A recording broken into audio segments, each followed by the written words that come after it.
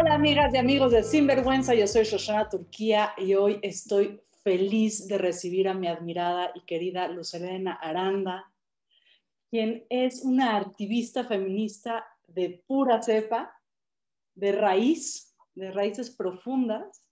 Actualmente es la cosecretaria de ILGA Mundial, esta institución que alberga más de 15,000, ¿cierto? Instituciones de personas LGBT+, para no irnos con todo el abecedario, a nivel mundial.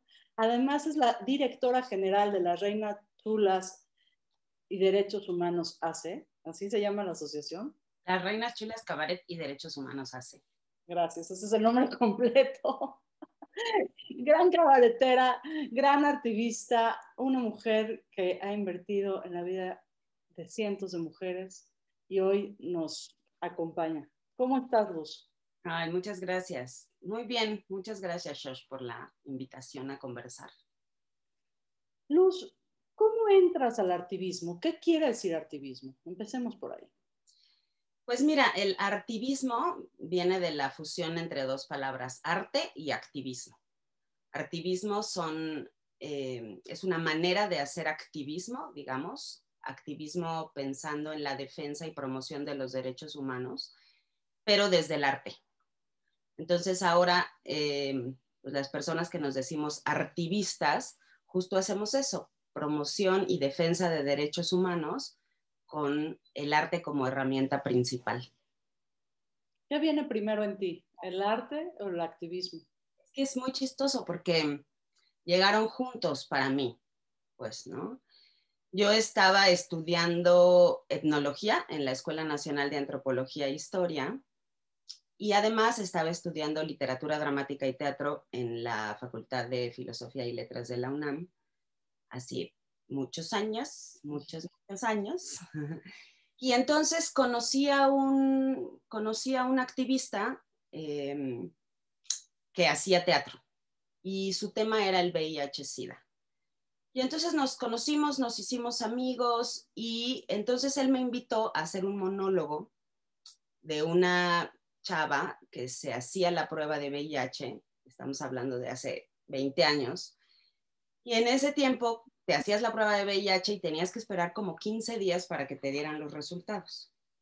Y entonces esta puesta en escena se trataba de esos 15 días, todo lo que le pasaba a esta chava en la cabeza y en las emociones, mientras sabía el resultado de la prueba de VIH que se había hecho. Y después de esa obra, pues hablábamos con el público sobre VIH, ¿no? Maneras de prevenirlo, qué significaba,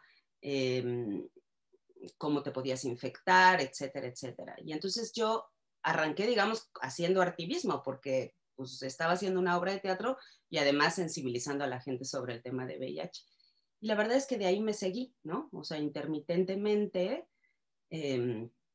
trabajando en otras asociaciones civiles, pero yo empecé, o sea, mi primera vez, digamos, pues, fue el activismo. Y ya nunca cambió, ¿cierto? Porque básicamente todo lo que has hecho en escena tiene que ver con la promoción y defensa de los derechos humanos. Claro, y luego también ahí lo que pasó fue que llegó el cabaret, ¿no? A mi vida.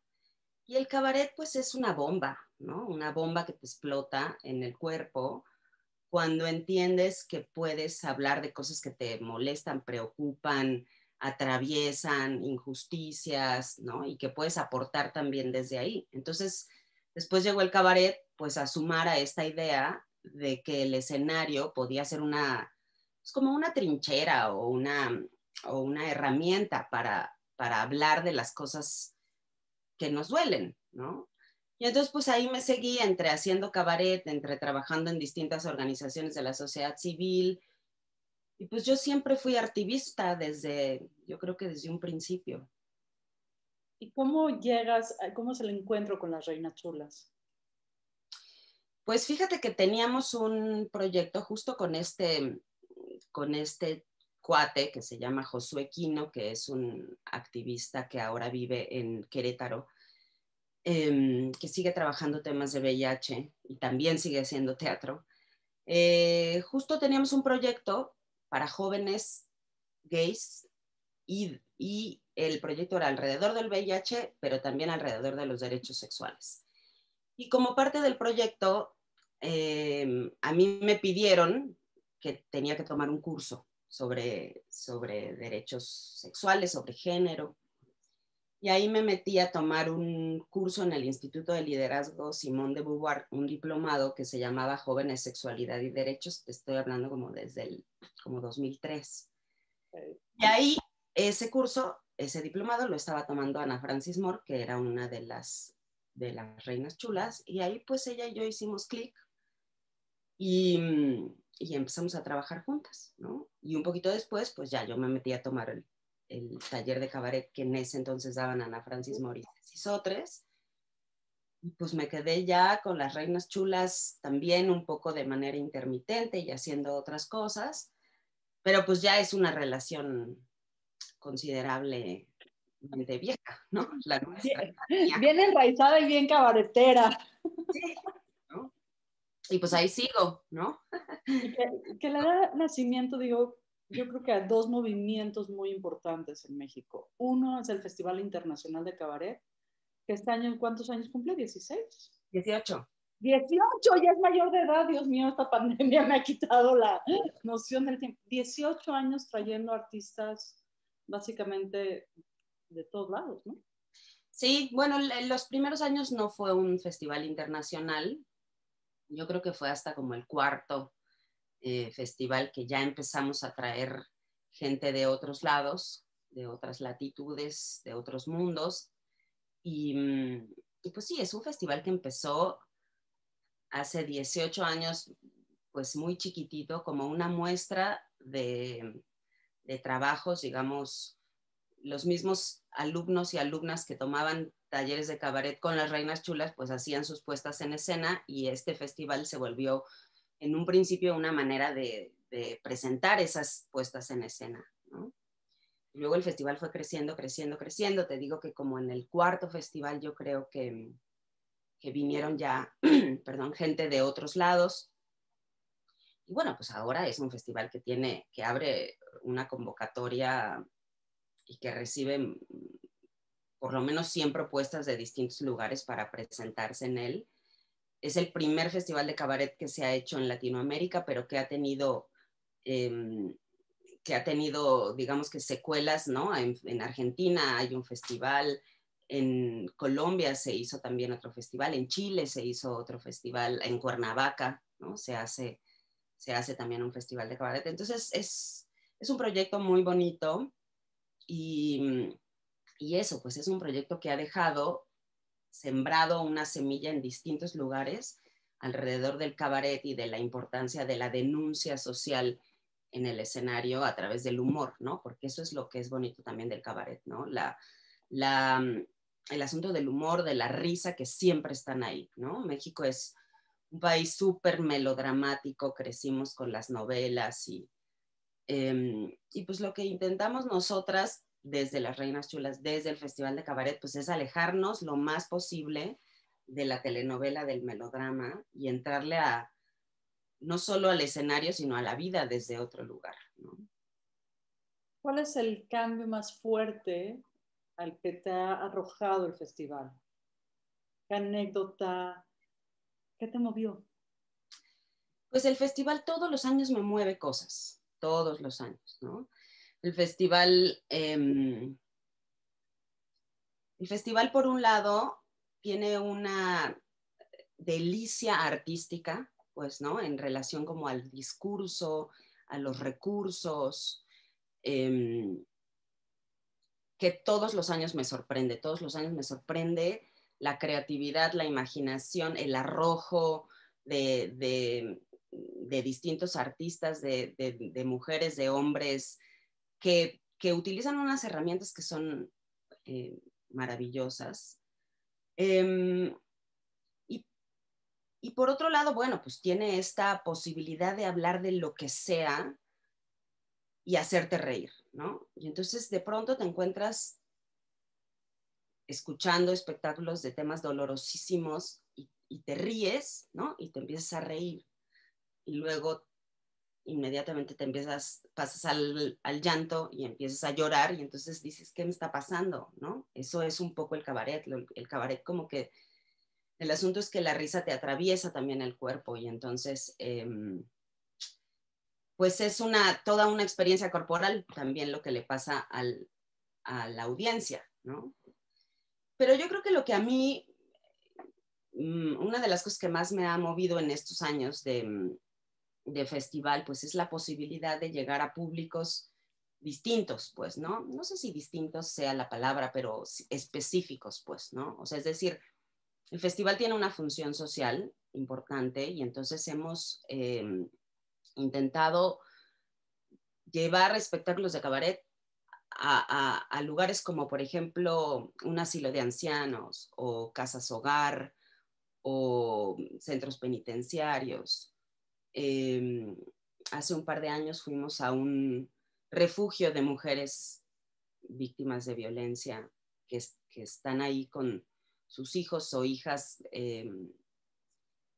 pues encerradas, un poco protegiendo su vida, pues, ¿no? Entonces, claro, pues fuimos a un espacio en donde había pues no más de 15 personas.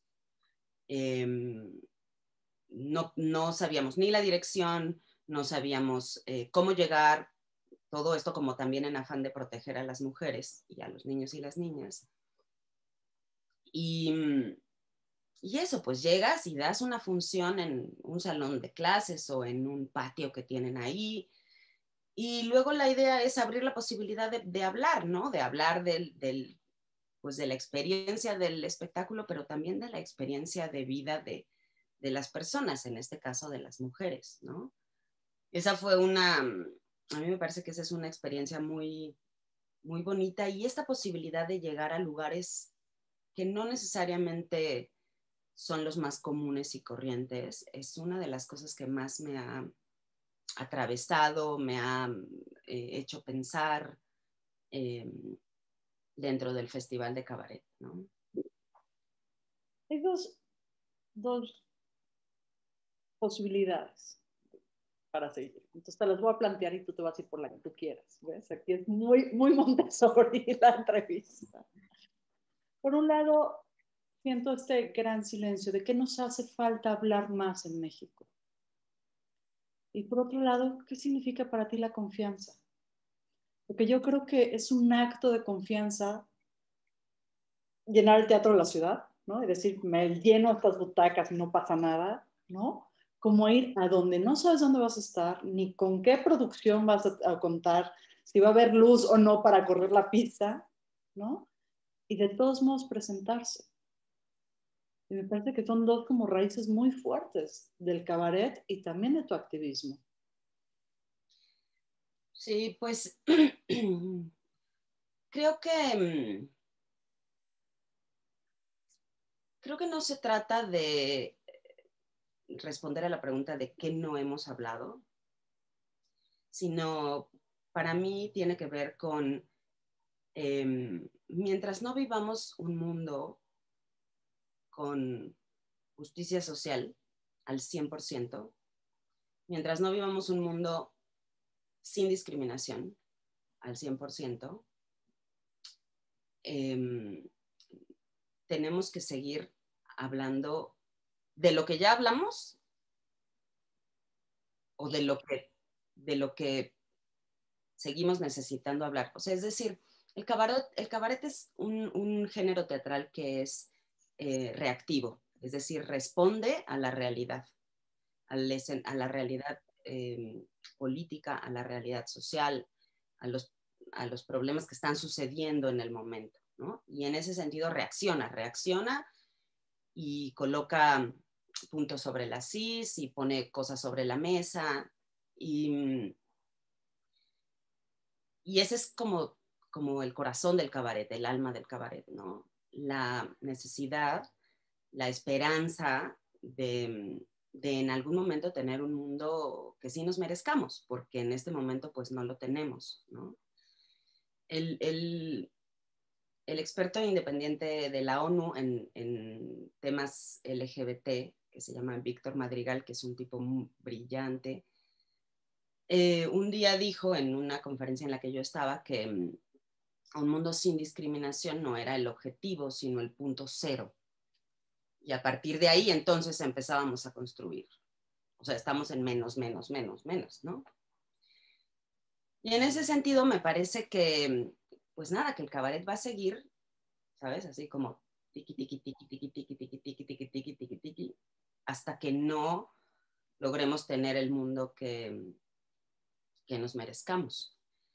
Y entonces, pues los temas van y vienen dependiendo del momento social, del momento político, ¿no?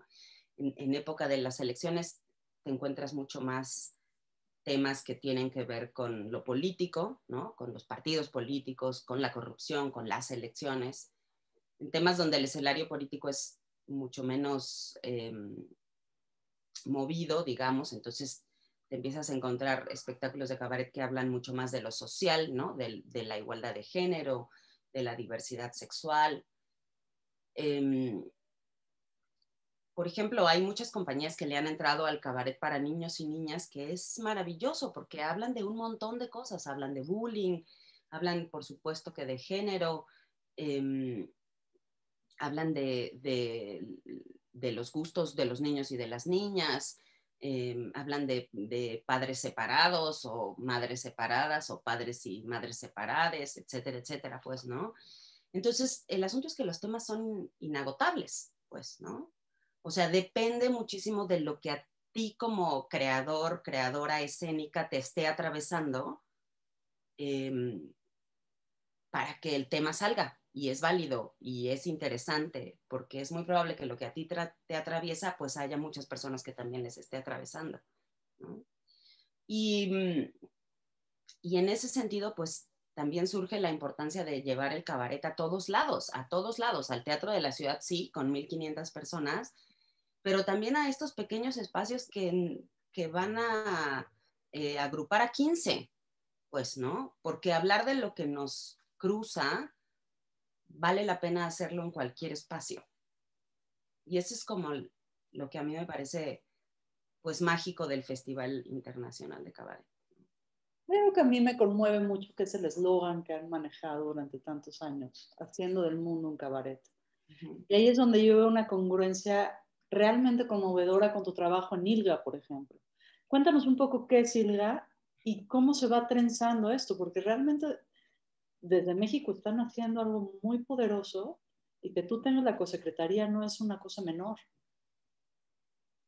Pues mira, ILGA, por sus siglas en inglés, es la Asociación Internacional de Lesbianas, Gays, Bisexuales, Trans e Intersex. Digamos que es una confederación de organizaciones que reúne alrededor de 1,500 organizaciones en el mundo, 1,500 organizaciones que se dedican a la defensa y a la promoción de los derechos de las personas LGBTIQ+, ¿no?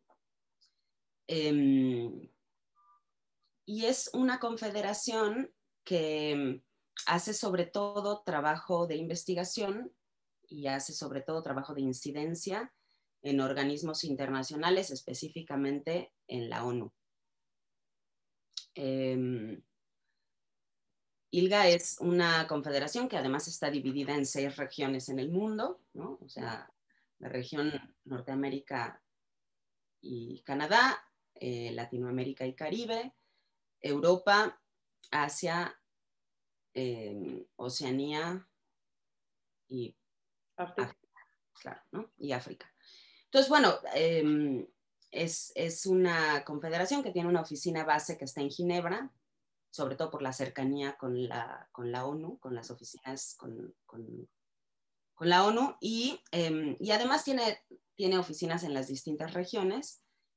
Y bueno, pues eso, se desarrollan distintos proyectos de sensibilización, de incidencia, de capacitación a las organizaciones, muchísima investigación. Y, y desde el 2019 yo soy cosecretaria mundial, efectivamente, porque somos 2, y la otra mujer que es cosecretaria es una mujer trans que se llama Imania Brown, que es de una isla del Pacífico que se llama Samoa, ¿no? Y bueno, pues sí, o sea, nos toca un poco liderar un monstruo de organización, pues, ¿no? Un monstruo de organización pues, que hace trabajo en todo el mundo, pues, ¿no? Y, y pues llegué ahí, no sé, o sea, llegué ahí primero como parte del Consejo Regional de Latinoamérica y Caribe, y ILGA funciona como una democracia, ¿no? Y entonces y cada 2 o 3 años hace una conferencia internacional donde se renuevan sus autoridades, y en el 2019 fue la conferencia internacional fue en Nueva Zelanda, y ahí hubo elecciones y pues yo me postulé y pues ha sido una experiencia muy interesante, pues, ¿no? Porque también te da la posibilidad por supuesto que de aportar, pero de conocer otras latitudes, otras experiencias, otras maneras de hacer las cosas, otras reflexiones. Y bueno, pues sí, o sea, esa es como la parte de trabajo de incidencia que hacemos desde las Reinas Chulas, Cabaret y Derechos Humanos AC. Di la verdad, Luz Helena. Eres el caballo de Troya del cabaret para conquistar el mundo. Voy así como poniendo, poniendo granitos en distintos lugares, pues para seguir haciendo ¿Cuál del es mundo. cuál es el corazón de este gran, tú dijiste monstruo de organización? ¿Cuál es este hilo conductor? ¿Qué tenemos en común todas las personas? Pues como que pienso que lo que contestaría mucha gente, ¿no? O sea, cuando preguntas alrededor de ILGA o de la situación mundial de las personas LGBTI, mucha gente podría decir que hay muchísima injusticia, pues, ¿no? Injusticia, violencia, discriminación, crímenes. Y sí, ¿no? Los hay, por supuesto que los hay. Y por supuesto que en algunos países mucho más que en otros, países que están mucho mejor que otros, o sea, pues no sé, o sea, países en donde te encarcelan eh, simplemente por tener una orientación sexual no heterosexual, pues, ¿no? Eh, pero yo pensaría que el hilo conductor y que lo que une como a esta gran organización que al final tiene como, como la posibilidad de juntar a otras organizaciones locales, es la certeza de que se puede cambiar las cosas, ¿no? O sea, hay una certeza de que el mundo puede ser mejor, y entonces hay que invertirle a esa certeza, y eso es lo que hacen las organizaciones, pues, ¿no? Sí, ¿no? Sí hay mucha discriminación y violencia y crímenes e injusticias y etcétera, etcétera, pero muy en el fondo yo creo que tenemos la certeza de que podemos construir un mundo mejor. Sonó como romántico, pero es la verdad.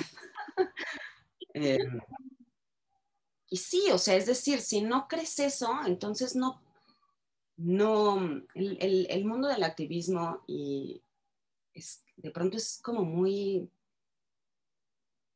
frustrante porque las cosas no necesariamente avanzan rápido, porque te encuentras con un día sí y al otro también con una injusticia, porque un día sí y otro no, mataron a una mujer trans y golpearon a una mujer en su casa, ¿no? Y entonces, pues hay una parte de rabia que viene incluida en el paquete,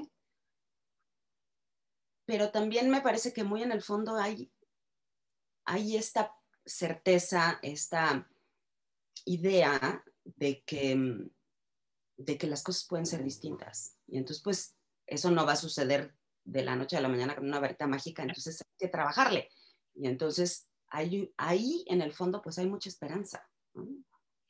¿Cómo la nutres? Es decir, en un entorno donde la frustración está presente, donde hay muchísima rabia, donde hay sectores que con esta rabia no pueden ni siquiera verbalizar alguna otra alternativa, donde el conservadurismo cada vez es más violento y con muchos recursos económicos. ¿Cómo nutres esta certeza y esta esperanza? ¿Dónde se afianzan? Lo ves en un montón de, o sea, lo ves pues en un montón de experiencias que suceden en lo local, pues, ¿no? En los distintos países, en las distintas ciudades, en los, ¿no? O sea, es decir, como, no sé, o sea, yo, por ejemplo, que soy mamá, ¿no? Cuando mi hijo dice, cuando mi hijo habla de, cuando me case, no sé si me voy a casar con un hombre o con una mujer, porque ha sido mi agenda desde el día cero. Entonces me nutre, ¿sabes? O sea, porque él lo tiene clarísimo. Cuando escuchas los testimonios de una madre o un padre de una persona trans, diciendo que sus hijos son sus hijos y los apoyarán independientemente de lo que sea, cuando alguna ley se aprueba, pues, ¿no? O sea, por muy pequeñita que sea, cuando ves las marchas del orgullo y te fijas que cada vez hay más gente, cuando más gente sale del closet, cuando incluso el asunto de las empresas, ¿no? O sea, cuando ahora en este mes ves a más empresas que están sacando sus comerciales y sus ¿no? Y ahí, pues claro que podríamos hablar del tema del pinkwashing, ¿no? Pero son empresas que hace 10 años no lo hacían y ahora lo están haciendo, etcétera, etcétera, pues, ¿no? O sea, es decir, cuando suceden estas pequeñas cositas, estos pequeños cambios en las familias, con los niños y las niñas, sí, por supuesto, en la legislación, pues entonces vas nutriendo, ¿no? Ahí es donde vas nutriendo de esperanza el activismo, el artivismo, la lucha, etcétera, etcétera. ¿Qué es para ti el amor, Luz Helena? El amor, ándales, el amor, pues no sé, como que pienso que el amor es la posibilidad de compartir, la posibilidad de como de reflejarse en otra persona. Pienso que el amor es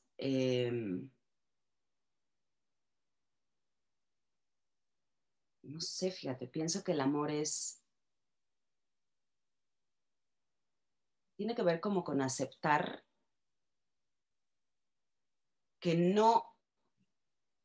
una no está sola y que compartir con otras personas te hace mejor a ti misma, ¿no? Pues sí, como algo así pienso que es el amor, pues, ¿no? O sea, como la posibilidad de abrirse, la posibilidad de reflejarse en otros y otras, la posibilidad de aceptar la diferencia y de que tú no estás sola, no eres sola en el mundo. Te lo pregunto porque me parece que la base o el sustrato de todo tu trabajo, que no es poco, es eso, es justamente la conexión, ir hilando estas redes de forma uno a uno, ¿no? Muy sutil, y así llegas a 1500 organizaciones, así llegas a Naciones Unidas, pero me parece que esa es la raíz. Tú abriste el tema de la crianza, abriste el tema de la maternidad, que además nos atraviesa a las dos. Sí. ¿Qué es lo más divertido para ti de la crianza? Ay, es que hay muchísimas cosas divertidas. Lo más divertido de la crianza es la posibilidad de ver las primeras veces en la vida de otro ser humano, pues, ¿no? O sea, esta posibilidad de mirar la primera vez que comió no sé qué, y la cara que hizo, la primera vez que dio unos pasos y lo que le pasó, la primera vez que dijo una palabra, la primera vez que dijo que te mandó a la chingada, ¿no? La primera vez que, como estas primeras veces, estas primeras reflexiones, me parece que es muy divertido, pues, ¿no? Y profundamente conmovedor poder ser testigo de eso que una nueva persona va descubriendo por primera vez, ¿no?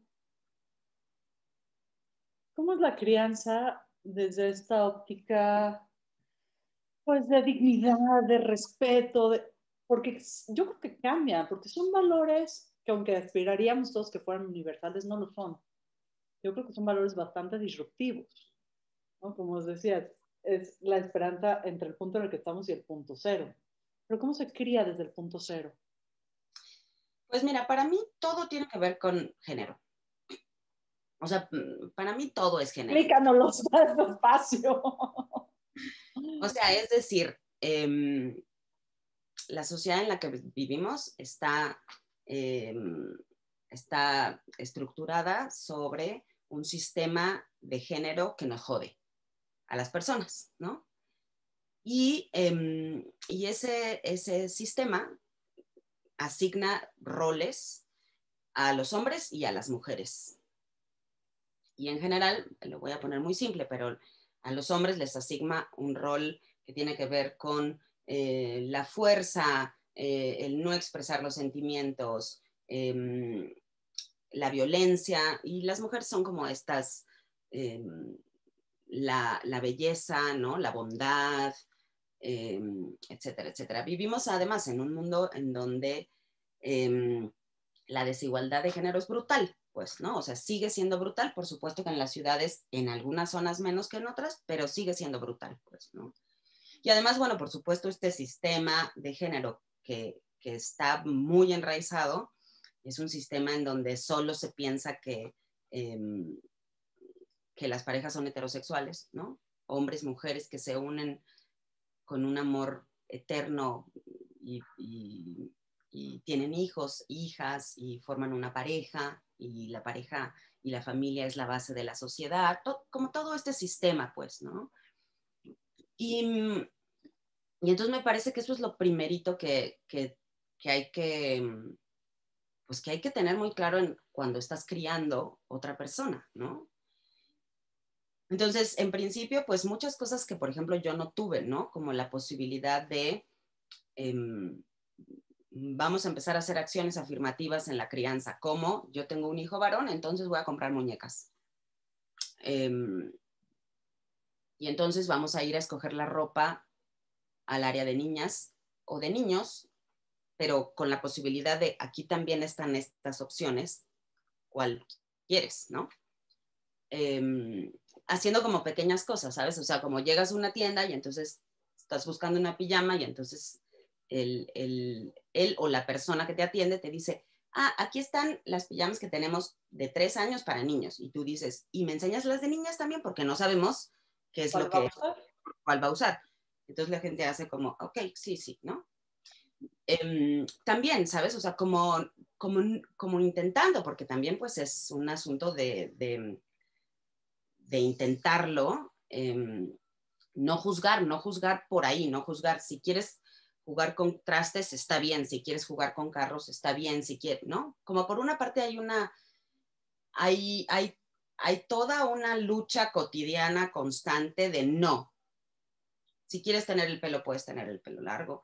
Si quieres usar rosa, puedes usar rosa. Si quieres, ¿no? Como hablando de la inclusión, etcétera, etcétera, ¿no?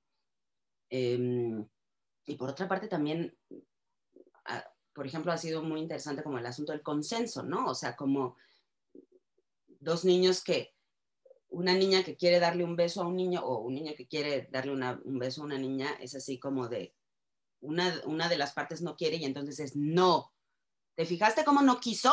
Eso significa no, ¿sabes? O sea, como no hay que dejar pasar nada y cuando crías un varón es mucho más difícil porque entonces menos puedes dejar pasar, ¿no? O sea, es decir, tu plato, recoge tu plato, pero yo no, recoge tu plato.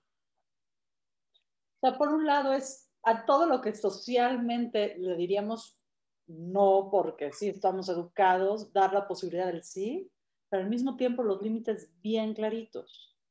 Claro, eso puede suceder cuando tienes tú muy claros los valores o cuando compartes la crianza con otros adultos que más o menos comparten el punto cero, vamos a llamarlo así. ¿Cuáles son los retos sociales que te has enfrentado? Pues mira, por ejemplo, el otro día estaba mi hijo jugando, como relatando una historia y le estaba relatando a mi mamá, ¿no? Y entonces le decía,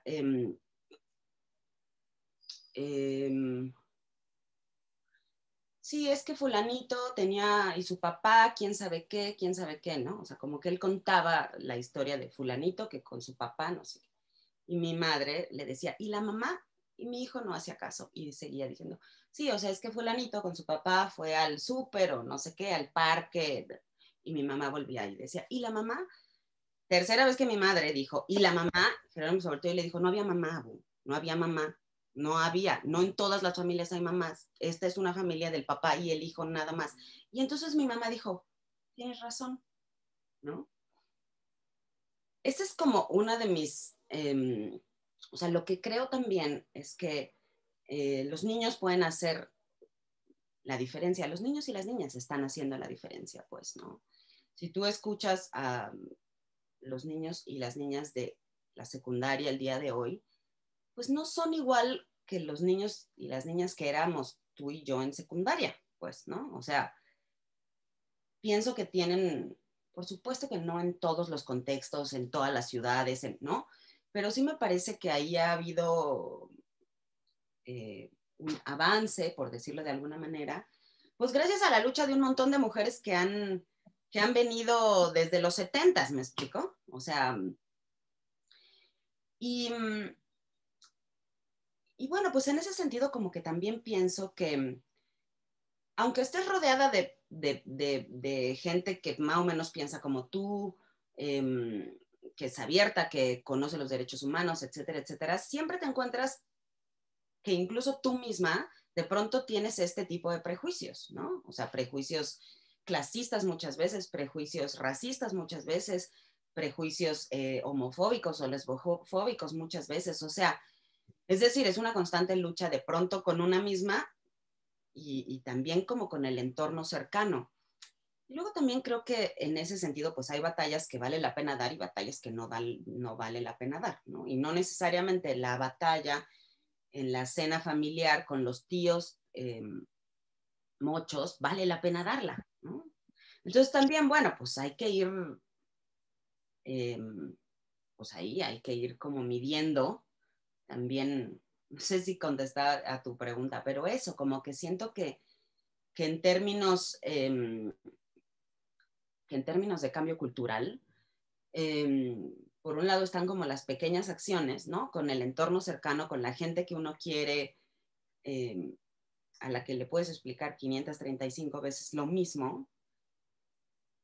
Y hay gente con la que la batalla está perdida y hay gente a la que hay que atacar como más masivamente, ¿no? O sea, es decir, campañas más grandes, entonces sí traigamos los espectáculos, etcétera, etcétera, ¿no? Sí, no me imagino a Luz montándole un show a su madre para explicarle por qué en el cuento de su hijo no hay una mamá. Pero ya él se lo explicó, entonces pues yo ahí dije los 6 años que llevo todos los días con el tema del género en mi cabeza y así de con una lupa de que no se me vaya nada, que no se me vaya nada, eh, rinde frutos. Y luego nos desafían, además, los chamacos y las chamacas. Hablas de los cambios culturales. Tú hablas de estos chavos y chavas hoy en la secundaria que tienen como otras posibilidades incluso de relacionarse entre ellos, otras formas, por lo menos en las zonas más urbanas. ¿no? Porque ojalá fuera más despacio. ¿Cómo fue para ti crecer como una adolescente bisexual? No, es que yo no era una adolescente bisexual. Cuéntanos un poquito. Yo era una adolescente que iba a misiones a evangelizar, pues, ¿no? Okay. O sea, Eh, ¿tuviste una educación muy católica?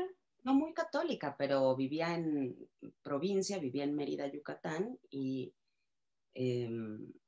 pues no sé, como que lo que se usaba muchas veces era como, eh, ibas un poco a misa los domingos, porque después de la misa del domingo, ahí había un parque en donde los chavitos y las chavitas socializaban, y, y un poco, que es algo que, que las comunidades religiosas siguen haciendo, ¿no? Este asunto como de grupos de jóvenes, ¿no? O sea, como de grupos de jóvenes que conviven, que cantan con dinámicas de desarrollo humano y al mismo tiempo, pues, conoces otras personas, pero al mismo tiempo, bueno, pues tienes una formación eh, religiosa, digamos, en ese sentido, ¿no?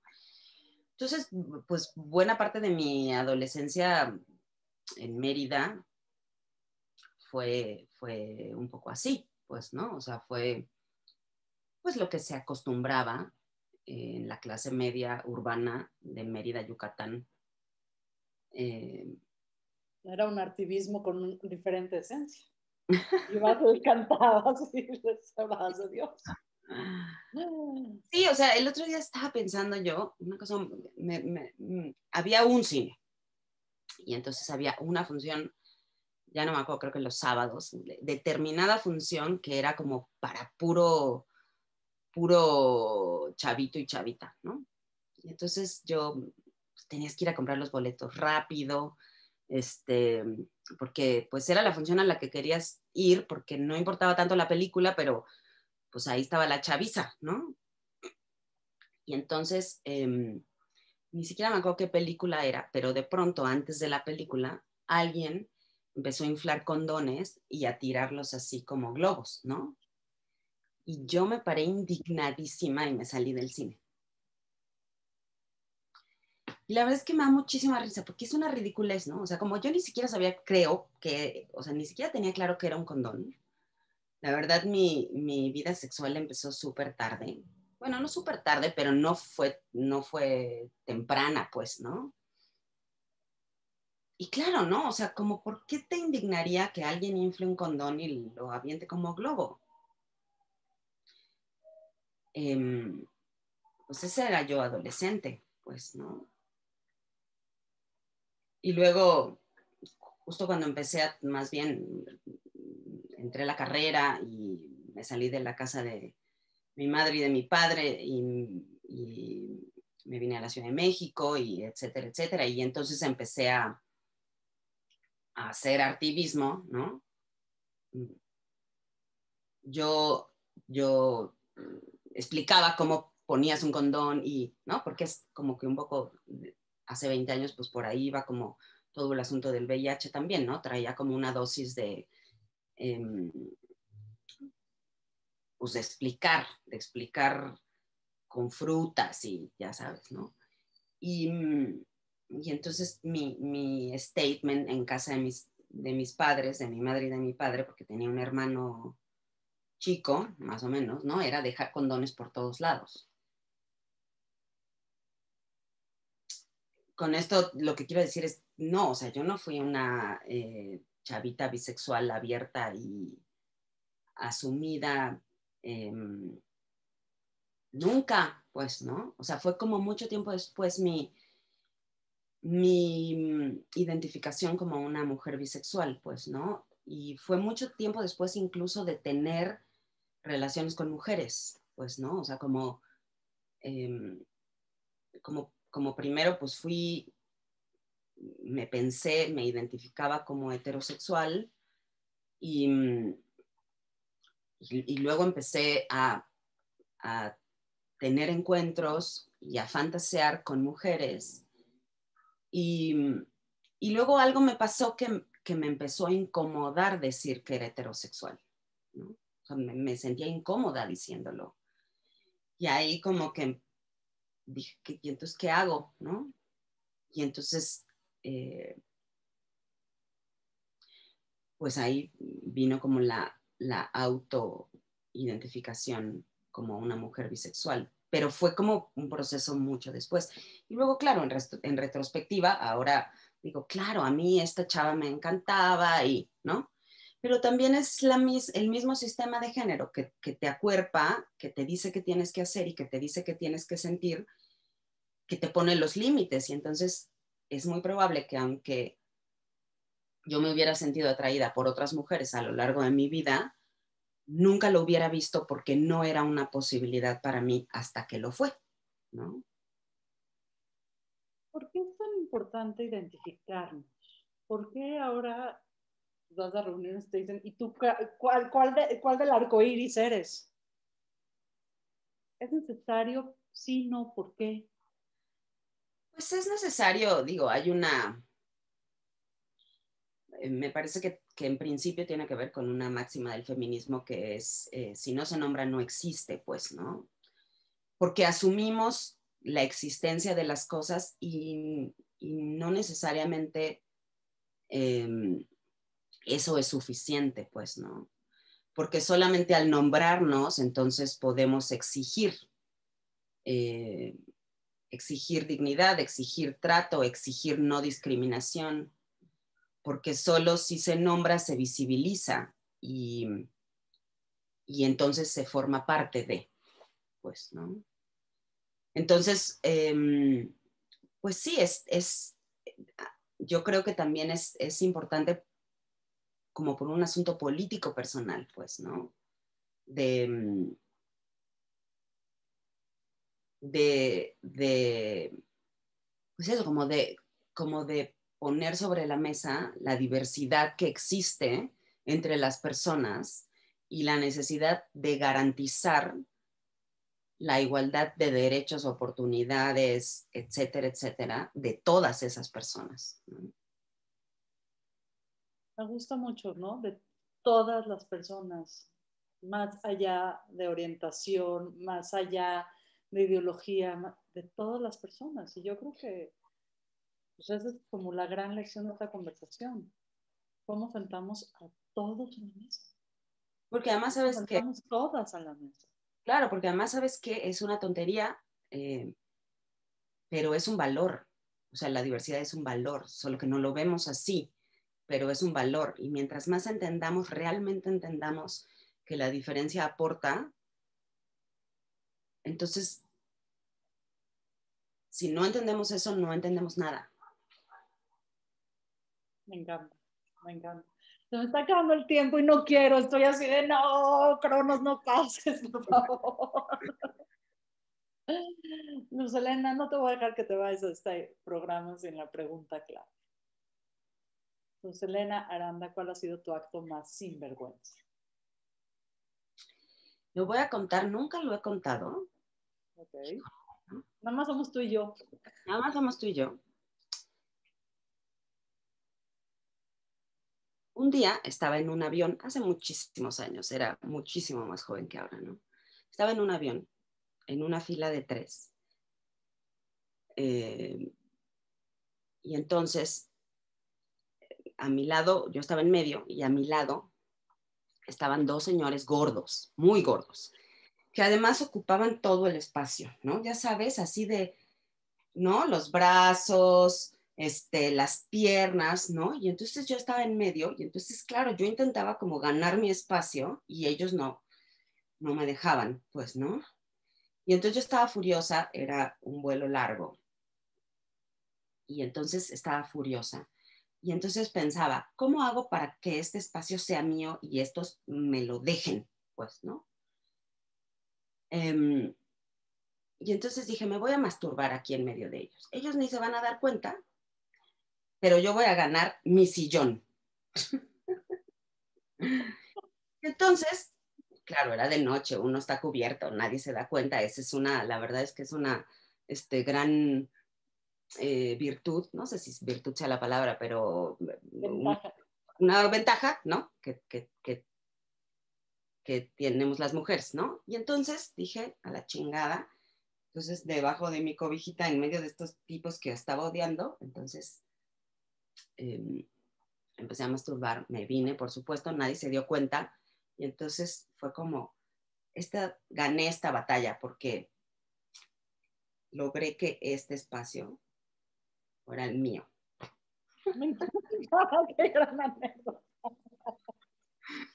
Fue como una, ¿sabes? Como una batalla personal ganada en contra del patriarcado y de los hombres ocupando el espacio, pues, ¿no? Cuando no hay espacio para nada más, abramos espacio para el placer, querida. Pues te agradezco muchísimo esta conversación. Gracias por tantos años de abrir espacios, de abrir conversaciones, de conectar personas, ideas, amores. Me parece que es fundamental lo que haces y te lo agradezco desde aquí. Te agradezco muchísimo esta conversación y te mando mi cariño y mi respeto. Muchas gracias. También muchísimas gracias a todo el equipo de Radio 13 Digital que mantiene abiertos estos espacios, que ahora nos tienen en todas las plataformas, estamos en todos lados gracias al trabajo del gran equipo de Radio 13 y que también este mes pues estamos visibilizando lo que en otros espacios tienden a callar, ¿no? Y que yo también agradezco mucho a Radio 13 Digital, esta casa pues, que está tirando etiquetas, que está tirando todo para abrir nuevas conversaciones. Y a ustedes que nos escuchan, pues denle like, compártanos, rompan el algoritmo de Facebook, lleguemos a donde podamos. Muchas gracias. Yo soy Shoshana Turquía y esto fue Sinvergüenza. Muchas gracias.